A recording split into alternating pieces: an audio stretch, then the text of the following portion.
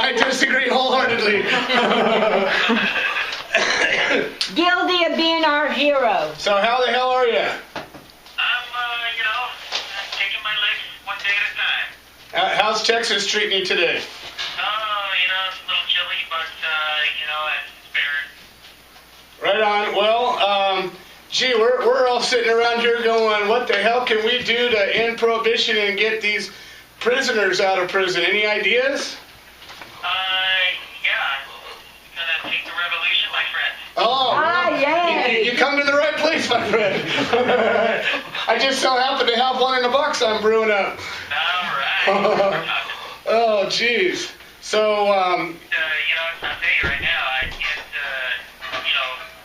every day that goes by, I keep thinking about it over and over in my head, and I keep wondering how the hell did I get here? But, I guess, you gotta hope for some justice somewhere, and you run into somebody who's rational. It's just, I don't know if it's really there or not. well, you know what? There's always that chance. You still got an appeal that has a chance of going through, and you heard about what Obama just did for those 8 guys, right? No. No, he just pardoned 8 guys that were serving crack cocaine charges.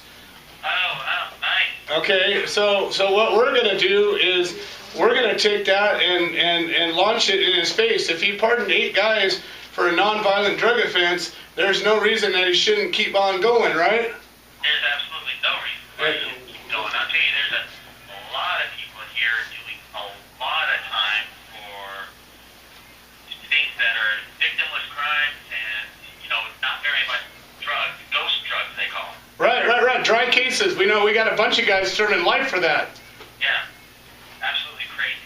Yes, it is. We now have 50 inmates serving life without parole for nonviolent pot cases, and more than half of those are what they call ghost cases, where there wasn't even any pot.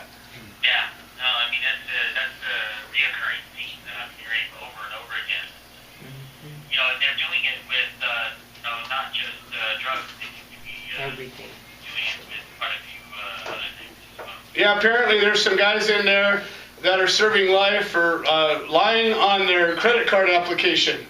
They're given ridiculous amounts of time for, when I came in here, I said, I'm doing 10 years. People said, oh, man, you're not doing very much time. I thought that was crazy, but as I hear, talk to more people, it's the norm. For them to give away 5 years, it's almost a slap in the face to them. How could I only get 5 years out of this case? Right. They go for broke. They're not, it's crazy.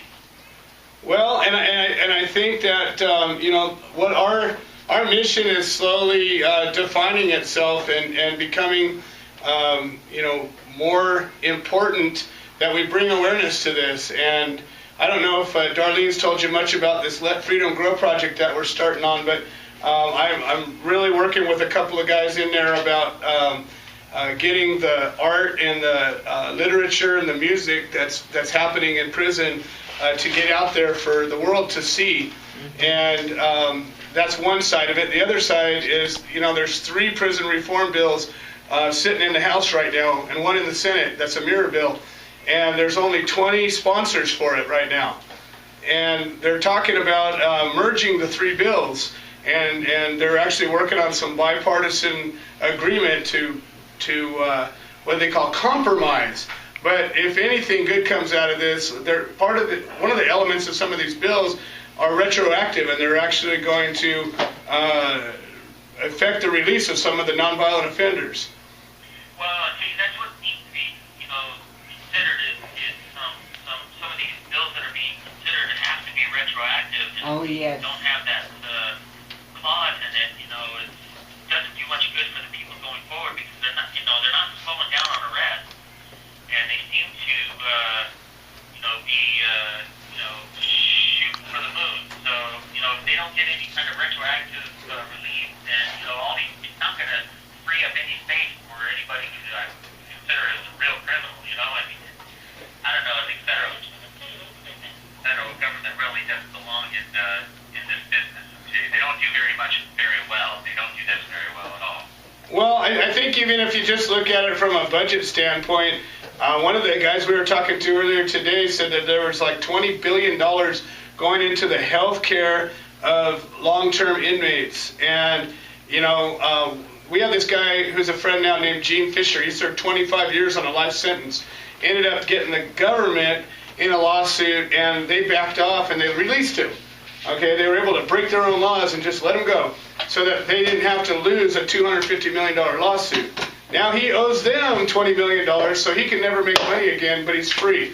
And now he's 70 years old, and he's getting back to his life. But one of the things that he said while he was, you know, and he espouses is that the aging prison population and the cost of health care to them, his proposal is put them all on an ankle bracelet, make them pay for their own health care. And at least that would release that from the burden of the government and give them a chance for their own families to take care of them. I mean, you know, it's just something, you know, and who knows, maybe some of these crazy ideals will get turned into some reality. Let's send kids to school instead of prison. You know, we're fortunate enough to have family on the outside. So many of these people have been in prison for so long that you know, they just don't have anybody to call anymore, or anybody that they stay in touch with on the outside. You know, once the federal government comes in and, you know, takes everything away from you, and then takes away your freedom, throws you in prison, and they're doing it with so much time.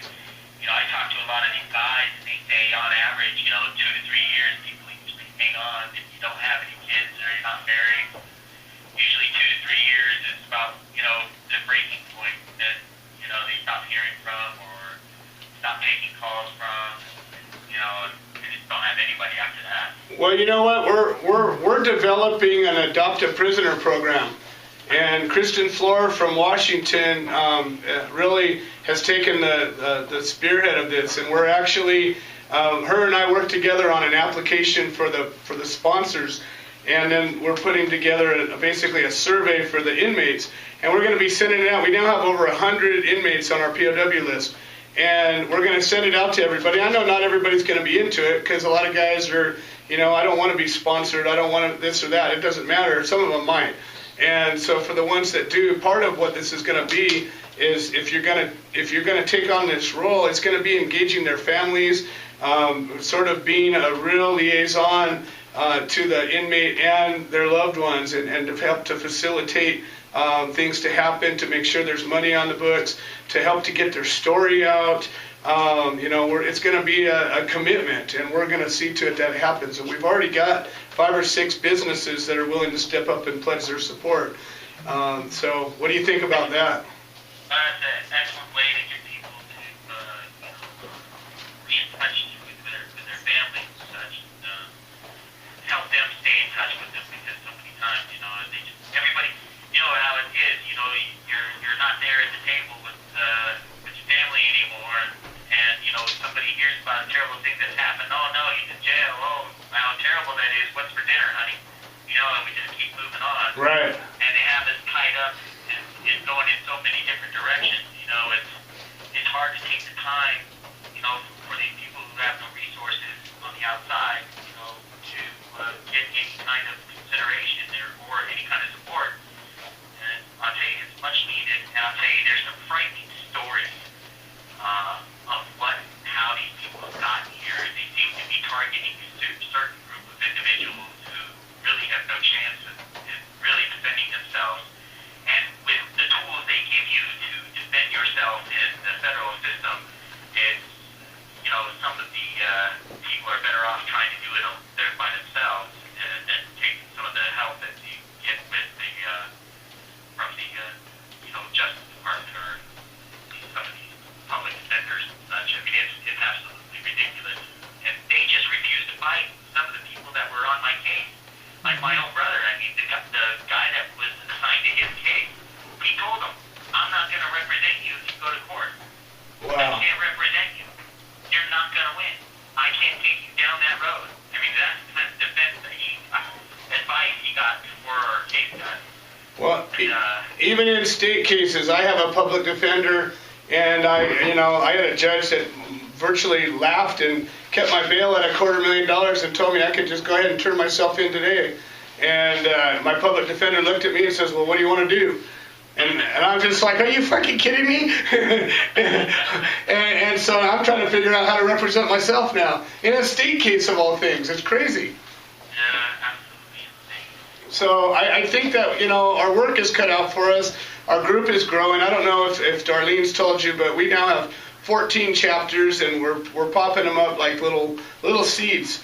And one of the goals that I have is to establish legal resources, and we're actually going to reach into the law schools and start to create what they call a clinic, and it's going to be a legal defense clinic for nonviolent, and reach out for professors and law students that have just graduated, maybe don't have a practice yet, and you can get some energetic talent backed up by some experience, my vision, and reach out to some of these specific cases and find out there's appeals and there's motions that can be filed even after sentencing. There are things that can happen when you're in prison to help to reduce your sentence or get you out, and nobody knows about it. And there's all kinds of things in this legal world that people just won't take the work to do.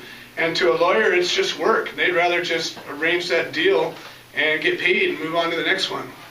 Yeah. Well, there's more profit, the more numbers they can get through. The more cases they get assigned, the more money they can make. And, keep, and I'm sure, there's probably, the unspoken reward for getting, a lot of these settled and moved on and pushed through the system, Oh, you have no idea. These guys are getting brownie points every time they settle a deal. Yep, let's go with the settlement. I can probably settle you a great deal right now. Exactly. But I think more and more people are standing up and listening. It was really a bitch. I went to the Emerald Cup this weekend, and out of the thousands of people that were there and all the growers that were there, we gathered 4 new members. Excellent. No, that's terrible. There was thousands of people there, and we gathered 4 new members. I was expecting 100, and 4. Yeah, right after 3, before 5. Yeah. Yeah, on one hand. Yeah. And only one had dismal. Yeah. One of them paid their dues, and that was out of a whole. There were 3,000 or 4,000 people there. And they were all smoking and celebrating and dabbing and having a grand old time. And I just, we were trying to reach them. And we reached some people, and we're going to start some new chapters out of it. But it just was really disheartening to think that our own so-called industry isn't standing behind in the way that they could and should. There's a lot of money being made, and there's a lot of possible united support that could be happening right now. I mean, they've got a damn union. What's their union doing? Yeah, I haven't heard from them. That's the reason. Yeah, that's what I'm talking about. I'm going to make a point, though, to tell them that you said that, because I think that, they talk to me all the time. They want to get us involved in their union. And it's like, well, gee, yeah, I got an idea. Why don't you go help one of these guys, just one of them, and tell us how you did it, and I'd be glad to stand behind you. Get one guy out of jail. Just one. That would be a huge start. Well, that would be a win for him. I totally agree. So let me ask you this, Aaron. Let's just suppose I was sitting here with 30 or 40 people that wanted to hear what they could do personally to make the most difference in the best possible way. What would you tell them? Contact somebody in Congress on one of the committees that's looking at one of these bills, and do it more than once. Maybe establish a relationship with your elected official and let them know that you represent a block of voters. Yeah, and you know what? I'll tell you right now, pick a story and tell them about it. Yeah, I think that's one of the things. We now have 50 guys doing life, and they're all nonviolent pot offenders, and I think that compiling that along with the stories of their families, I think we're going to be able to create a message that we can really start to get out and really start beating the drum. We're going to start demanding that these pardons start happening.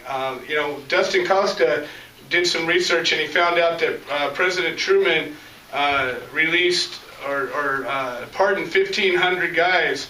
And if you did the numbers based on the prison population at the time to now, it would have been equivalent to 15,000 guys. And President Obama has released 40. Whoop, crap, that's what happens. And a few chickens. I was going to tell you too, you're coming up on 15 minutes. Yeah, well, we do.